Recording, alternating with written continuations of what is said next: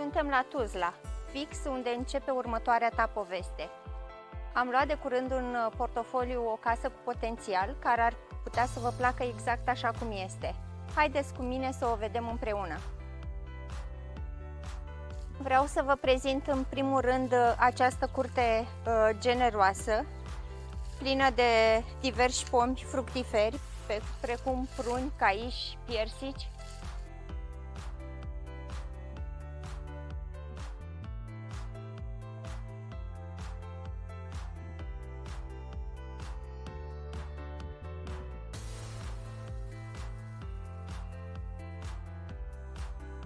Această proprietate are un teren de 1200 metri pătrați și casa o suprafață utilă de 118,78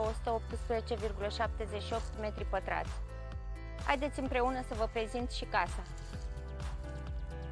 Aici avem o terasă generoasă în care vă puteți adăposti în zilele toride ale verii, unde să vă relaxați, să beți o limonadă, o cafea.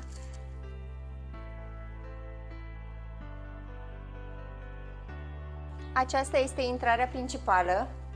În partea dreaptă avem un living foarte generos în care vă puteți relaxa împreună cu prietenii și familia.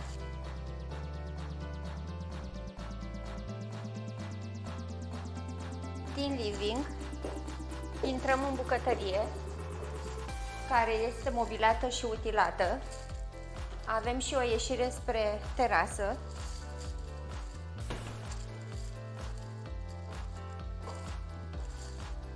În partea stângă avem camera tehnică.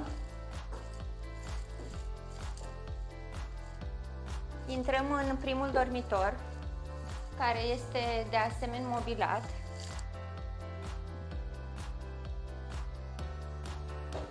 Cel de-al doilea dormitor, care poate fi ulterior și cameră pentru copii, dacă se achiziționează de către o familie cu copii. Baia care deservește celor două dormitoare.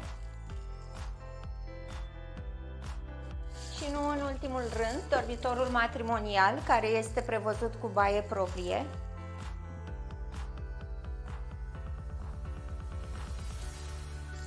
Vrei să o vezi? Trimite mesaj sau sună-mă să stabilim o vizionare. Uneori deciziile mari trebuie să făcute cu pași mici.